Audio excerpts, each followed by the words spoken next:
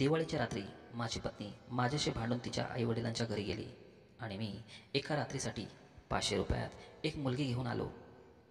पण माझी इच्छा पूर्ण करण्यासाठी जेव्हा मी तिच्या अंगावरून कपडे बाजूला केले तर माझ्या अंगाचा थरकापच उडाला.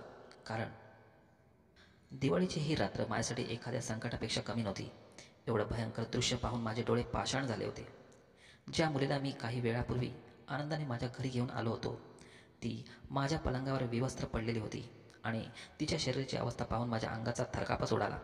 तिला जोरात रडावंसं वाटत होतं, पण असं वाटत होतं की तिचा दम आतल्या आत गुदमरत आहे. जिवंत असूनही ती एखाद्या मुर्द्यासारखी झाली होती. आज रात्री त्या मुलीसोबत माझी वासना पूर्ण करण्यासाठी मी दारू पिलो होतो. मी अजूनही नशेत होतो, पण त्या मुलीच्या अशा अवस्थेने मला शुद्धीवर यायला भाग पाडलं होतं.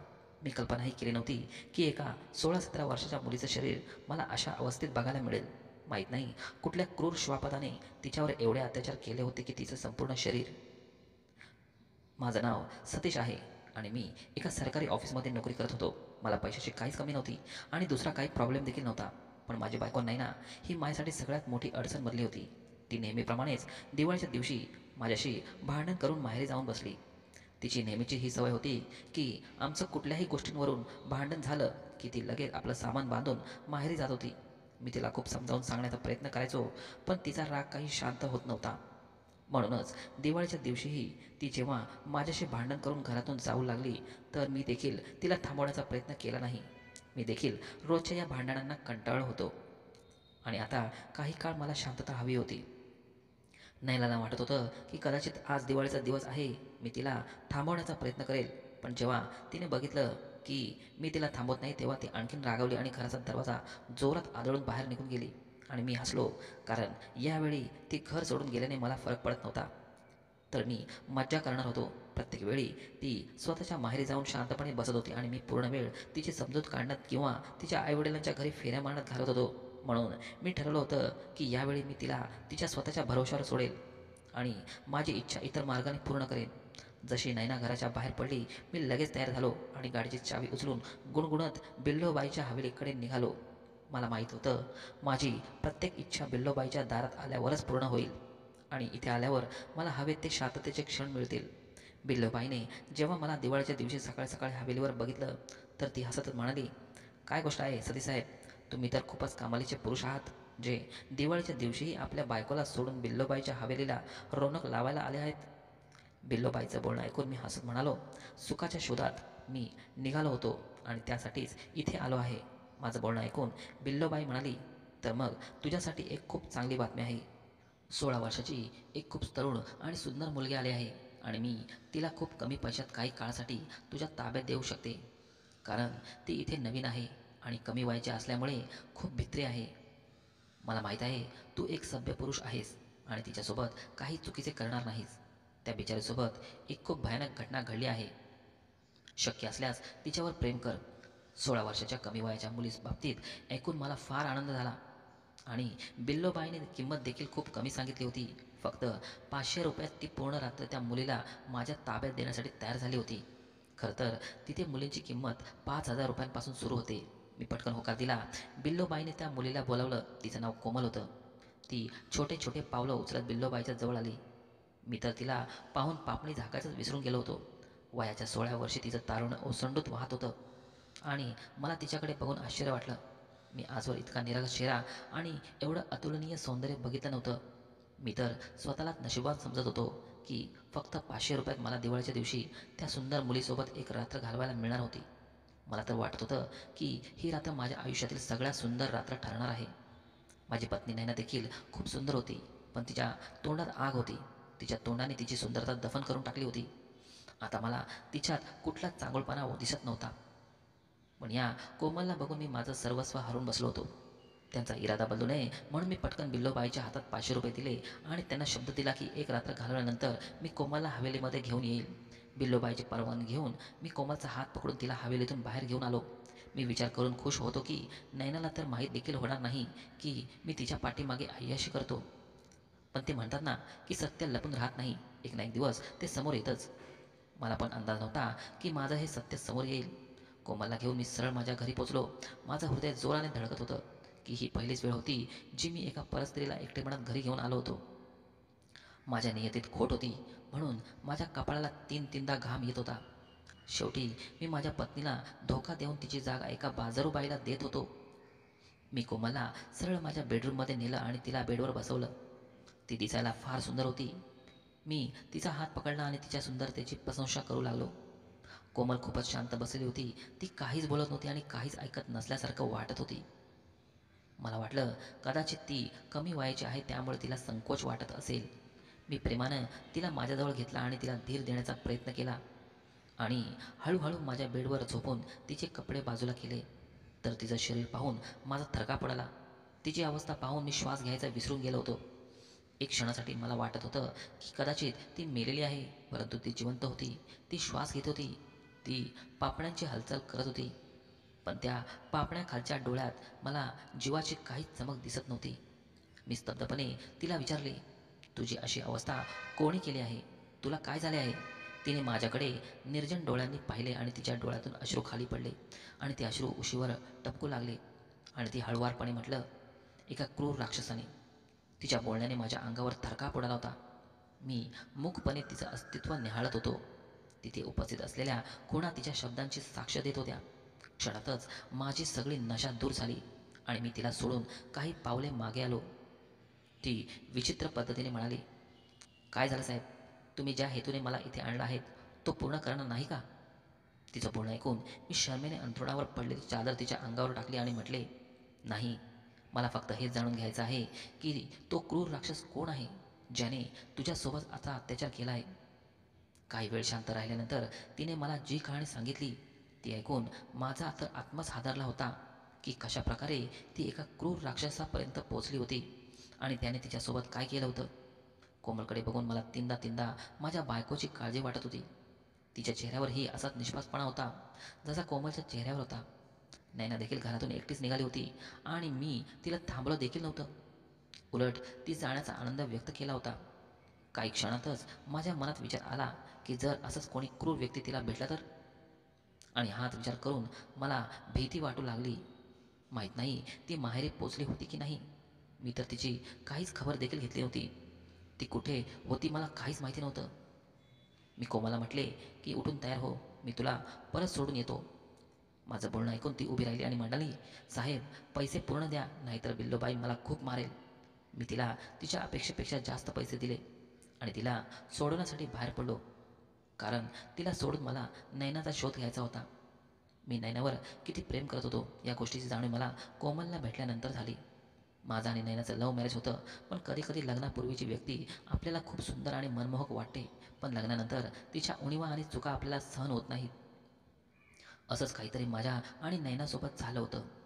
नैनाला छोट्या छोट्या गोष्टींवरून भांडायची सवय झाली होती आणि तिच्या या सवयीमुळे घरातील वातावरण खराब झालं होतं. ती एखाद्या किरकोळ गोष्टीवरून एवढी भडकायची की मी बोर होत होतो. लग्नाच्या पहिल्या महिन्यातच आमच्या दोघांमध्ये एक विचित्र प्रकारची लढाई सुरू झाली होती, ज्याची सुरुवात नेहमीच नैनाकडून होत होती आणि शेवट माझ्याकडून. मी एक पुरुष होतो आणि माझी इच्छा होती की मी ऑफिसमधून घरी आल्यानंतर मला घरात शांतता आणि बायकोचा आनंद मिळावा. पण माझ्या नशिबात बायकोचं सुख नव्हतं. माझ्या घरात पाऊल टाकण्याचा उशीर होता की ती लगेच कुठल्या तरी गोष्टीवरून गोंधळ घालायला सुरुवात करायची आणि तिच्या या सवयीमुळे मी चुकीच्या रस्त्यावर जाऊ लागलो होतो. मी घरातून दूर जाऊ लागलो होतो. नैनापेक्षा जास्त वेळ मी माझ्या मित्रांसोबत घालवत होतो, कारण मला माहीत होतं की घरी गेल्यावर भांडणाशिवाय मला काहीच मिळणार नाही. माझा मित्र नरेशने काही दिवसातच ओळखलं होतं की मी माझ्या बायकोला कशा प्रकारे कंटाळलो होतो.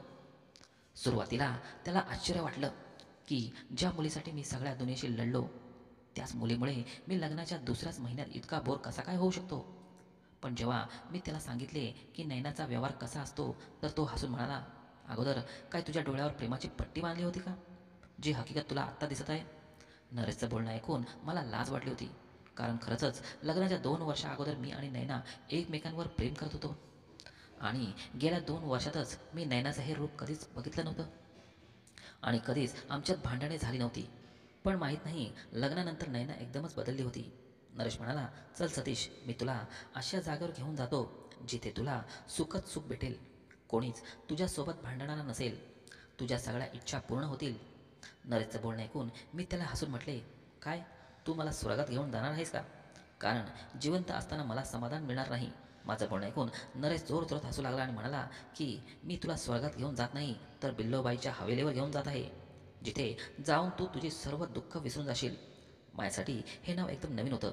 या अगोदर नरेशने अशा कुठल्याच नावाचा उल्लेख केला नव्हता. मी त्याला आश्चर्याने विचारलं की हे बिल्लोबाई कोण आहे, तर त्याने पटकन आपल्या ओठांवर बोट ठेवून मला शांत राहण्याचा इशारा केला. मला समजलं होतं की तो ही गोष्ट आपल्या बायकोला चोरून बोलत आहे. मी लगेच हसायला लागलो. आम्ही दोघेही एकाच माळ्याचे मणी होतो.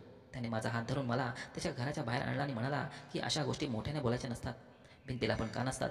तिथे गेल्यावर नैनाने दिलेलं दुःख तू विसरून जाशील. मी त्याला थांबवण्याचा प्रयत्न केला, पण नरेश पुढे माझं काय चालवणार होता. तो माझा जिगरी दोस्त होता. एखादी गोष्ट म्हटल्यावर तो मागे हटत नव्हता. मी असा विचार करून त्याच्यासोबत गेलो की कदाचित बिल्लोबाई एक चांगली बाई असेल आणि मला तिथे जाऊन समाधान मिळेल. पण तब्बल अर्ध्या तासानंतर मी आणि नरेश एका मोठ्या हवेलीच्या आत आलो होतो, जिची भव्यता आणि सुंदरता बघून मी स्तब्ध झालो होतो. मी त्याला हळूच म्हटले, आता तू सांग ही बिल्लोबाई कोण आहे. नरेश म्हणाला की आतमध्ये जाऊ, तू स्वतःच बघ. मी त्या हवेलीच्या आतमध्ये गेलो तर माझा जीवच गेला. आतमध्ये वेगळंच काही दृश्य होतं. एका बाजूला तबल्याचा थाप तर दुसऱ्या बाजूला घुंगरांचा आवाज येत होता. तरुण आणि सुंदर मुली धुंदीत होत्या आणि त्यातल्या काही आजूबाजूला बसलेल्या पुरुषांकडून पैसे गोळा करत होत्या.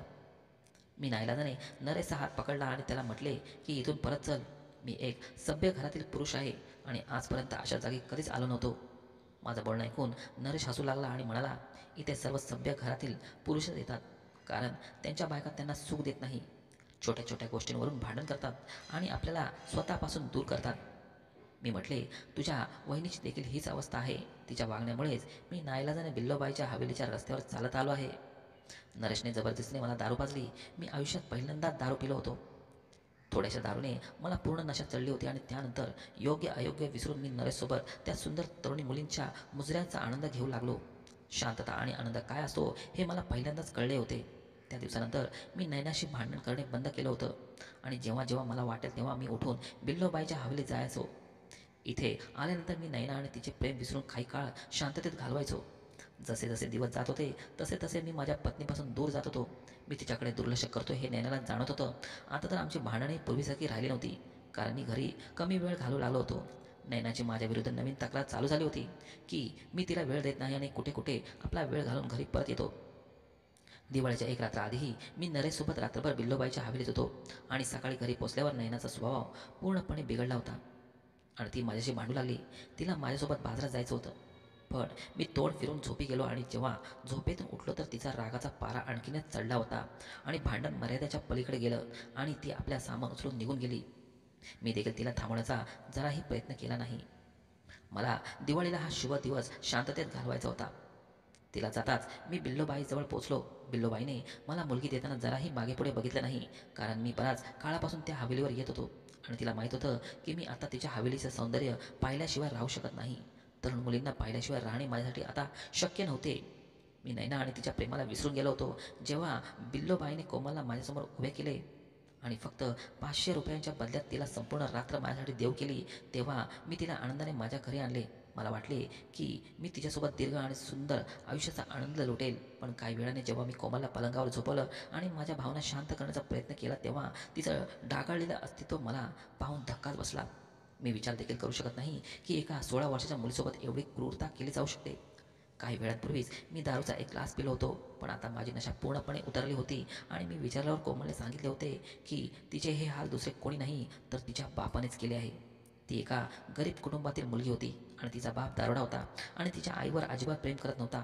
सुरुवातीपासूनच त्यांच्या घरची परिस्थिती खूपच खराब होती.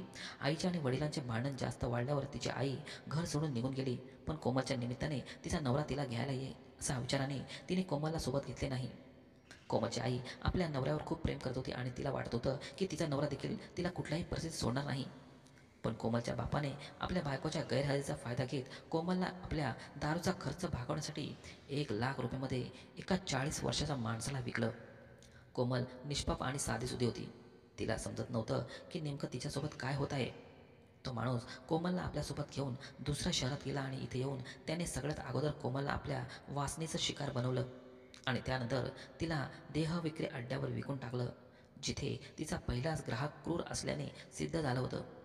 तिथे कोमलने खूप आरडाओरडा केला, पण तिला वाचवायला कोणीच नव्हतं आणि अवघ्या 1,000 रुपयाच्या बदल्यात तोच क्रूर राक्षस तिला रात्रभर त्रास देत होता. कोमलच्या शरीराचा एकही भाग असा नव्हता जिथे जखमांच्या खुणा नव्हत्या. जखमाही इतक्या खोल होत्या की त्या पाहिल्यानंतर तिच्या किंकाळ जाणवणे कठीण होते. कोमल म्हणाली की त्या क्रूर व्यक्तीची शिकार झाल्यानंतर मला आराम मिळाला, कारण त्यानंतर माझं शरीर बघून कुणालाच ते विकत घेण्याची इच्छा नव्हती. तिला वेश्या व्यवसायाच्या गुहेतून बिल्लूबाईच्या हवेलीत नेण्यात आलं, जेणेकरून तिचा वापर मुजरा मेळाव्यात करता येईल. पण जखमा इतक्या खोलवर होत्या की थोड्याशा कष्टाने कोमल थकून बेशुद्ध पडून जायची. बिल्लूबाई कोमलच्या शरीराला कंटाळली होती, पण तिच्यापासून मिळणारा फायदा तिला वाया घालवायचा नव्हता, म्हणून तिने तिची किंमत फक्त 500 रुपये ठेवली होती. बिल्लूबाईला माहीत होतं की मी एक सभ्य माणूस आहे जो नरेशमुळे त्यांच्या कोठ्याचा भाग बनलो होतो, आणि म्हणूनच त्यांनी मुद्दाम माझ्यासमोर कोमलची ओळख करून दिली. तिचा सुंदर चेहरा पाहून मी तिच्या प्रेमात पडलो आणि 500 रुपये ऐकून मी तिला लगेच माझ्या घरी आणले. कोमलच्या डोळ्यातून अश्रू अखंड वाहत होते आणि ती सांगत होती की जर तिची आई घर सोडून गेली नसती आणि वडिलांनी तिला आधार दिला नसता, तर तिला तिच्या घरात आसरा दिला असता, तर कदाचित ती या क्रूरतेची शिकार झाली नसती. मी कोमलला म्हटले की जर तुला वाटत असेल तर मी बिल्लोबाईच्या हवेलीतून तुझी कायमची सुटका करू शकतो आणि परत तुला तुझ्या आईजवळ पाठवू शकतो. पण माझं बोलणं ऐकून ती हसली आणि म्हणाली, माझं शरीर आता कुठल्याच लायक राहिलं नाही. एवढंच नाही तर मी आई देखील बनू शकत नाही. मग वळून परत जाण्याचा काय फायदा आहे? माझी आई तर अगोदरच मला माझ्या बापाच्या भरवशावर सोडून गेली होती. आता ती माझा स्वीकार कसा करेल? मला परत बिल्लोबाईच्या हवेलीवर जायचं आहे. मी स्वतःला तिला बिल्लोबाईच्या हवेलीवर सोडून आलो, कारण तिला चांगलंच माहीत होतं की आता कुठलाही पुरुष तिला तिच्या शरीराला आपल्या वासनेचा शिकार बनवणार नाही. तिला सोडून मी सरळ नैनाच्या माहेरी पोचलो, जिथे तिने रडून रडून आपलं तोंड सुजवलं होतं. मला बघताच तिने आपलं तोंड फिरवलं आणि म्हणाली, आता कशाला आला आहेस? आपल्या घरी शांततेत परत राहा. मी प्रेमाने नैनाला आपल्या गळ्याशी लावलं आणि म्हटले की यानंतर माझा सगळा वेळ तुझाच आहे. मला माहीत झालं होतं की एक स्त्री फक्त आपल्या घराच्या 4 भिंतीमध्ये सुरक्षित असते, अन्यथा निष्पाप महिलांना हिसकावून घेणाऱ्या अशा श्वापदांनी बाहेरचं जग भरलेलं आहे. माझं आणि नैनाचं नातं खूप सुंदर होतं, पण मी वेळ न दिल्यामुळे आणि तिला लवकर राग येण्याच्या सवयीमुळे आमच्या नात्यांची सुंदरता संपली होती. मी नैनाला वचन दिलं होतं की आता मी तिला माझा सर्व वेळ देईल आणि तिच्याकडून वचन घेतलं की ती छोट्या छोट्या गोष्टींवरून रागवणार नाही, तर माझ्या चुका आणि उणीवांकडे दुर्लक्ष करेल. आपल्या प्रेमाच्या व्यक्तीच्या चुका सुधारण्यात आणि त्याच्या उणीवा स्वीकारण्यातच जीवनाचे खरे सौंदर्य आहे. आज आमच्या लग्नाला 1 वर्ष पूर्ण झालं आहे आणि मी नैनासोबत चांगले आयुष्य जगत आहे. तर मित्रांनो, तुम्हाला ही कथा कशी वाटली मला कमेंट करून जरूर सांगा. व्हिडिओ आवडल्यास व्हिडिओला लाईक, शेअर तसेच चॅनलला सबस्क्राईब नक्की करा. धन्यवाद.